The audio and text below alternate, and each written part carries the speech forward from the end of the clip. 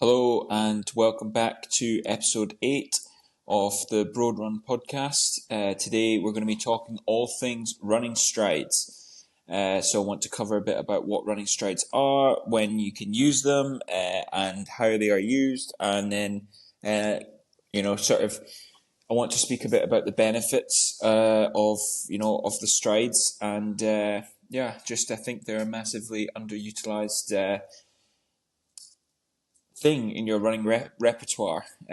Something that can be added in for virtually very little stress and strain on your body, but also something that will have a massive benefit. And they can easily be added into your regular running routine, whether you are currently following a program from somebody else or whether you're just a sort of regular club runner who's just going out there and getting things done yourself. You can just put these on as an additional bit onto your running. So I'll just dive into what strides are first of all. So strides are essentially small bits of speed work that you can add into the start or the end of a session.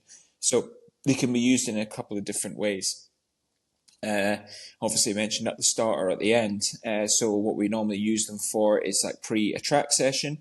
We would maybe use strides to practice picking up the increased cadence and increased pace before a track workout, preparing the body for faster workouts.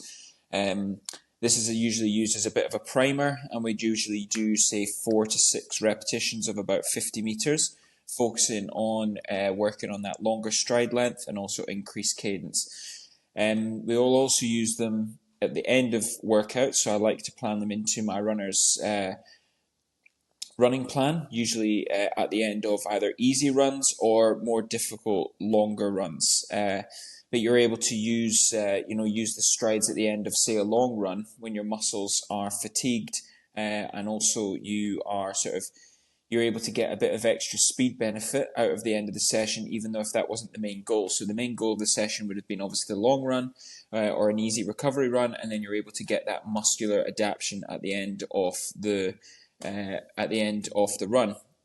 So the way that we would do that is we would just come to the end. I always say there's no pressure on the actual speed itself.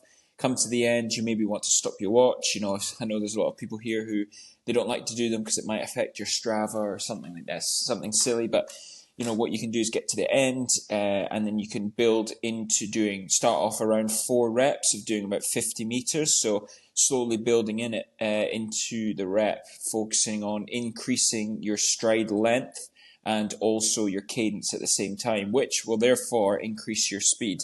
I know it's probably a bit simple and sounds like I'm just oversimplifying it, but effectively running fast is cadence times stride length equals your speed. So if you can increase either your cadence or your stride length during your runs, that means you will run faster. And if you can efficiently do this, that means you will run faster for less cost benefit, and you'll be able to move muscularly across a distance for less taxation on your heart and lungs. For most people, that's probably what's holding people back, is the sort of heart and lungs aspect of it, because you can't rush aerobic development. That's something that takes months and months and years. But if you're able to improve your mechanical running efficiency, then this is something that will help you in the long run. Running broken down is pretty simple. So it's VO2 max, running efficiency, and also your threshold. You can increase one of those 3 things, you will be a better runner. So in here, we are working on increasing your running efficiency. We're not really doing anything in terms of development of aerobic development, VO2 max stuff, because the workout isn't long enough to do that. You are not increasing your threshold because you're not working in and around your threshold. You're doing a short, sharp effort, working on increasing your stride length and increasing your cadence.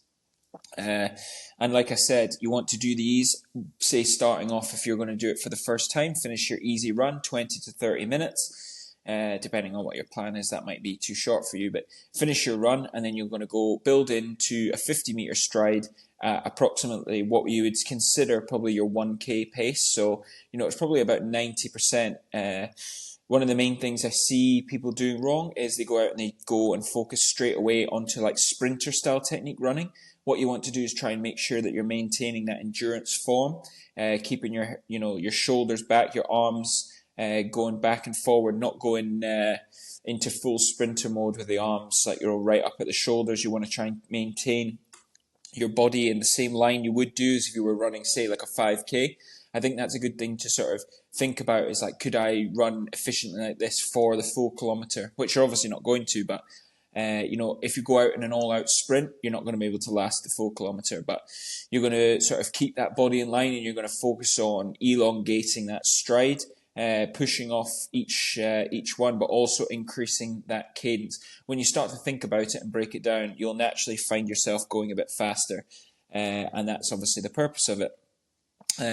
Really good development for like the lower limbs, for around the calves, helping your Achilles stiffness for your speed, and something that can really be added in. And this is something that when I see added into the program of especially older runners, people who are typically scared to run a bit faster, I see massive benefits come from this. So, if you are like an older runner, say somebody that's in their 50s, this is something that you can really, really focus on adding in. And to be honest, there's virtually no limit to how many times you can add this in. So if you were to put this into like your program for 3 out of your 5 runs, this would be absolutely perfect. I would say just make sure that you're sort of managing your effort on it, and make sure to do a proper cool down after each of the efforts. So if you're doing a 50-meter hard effort around 90%, you want to take a good 60 to 90 seconds to fully recover before you go into the next one.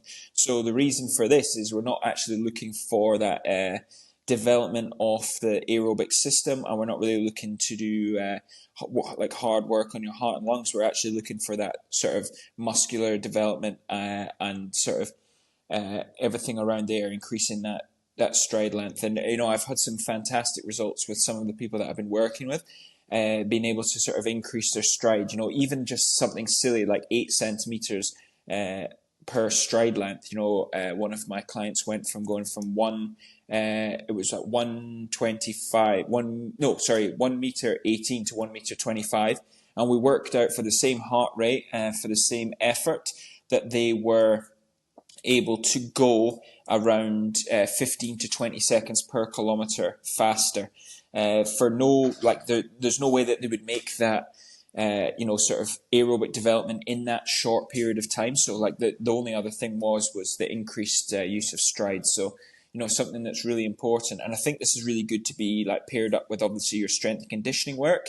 As runners, we often miss out our strength and conditioning, but this is a form of strength and conditioning you can do.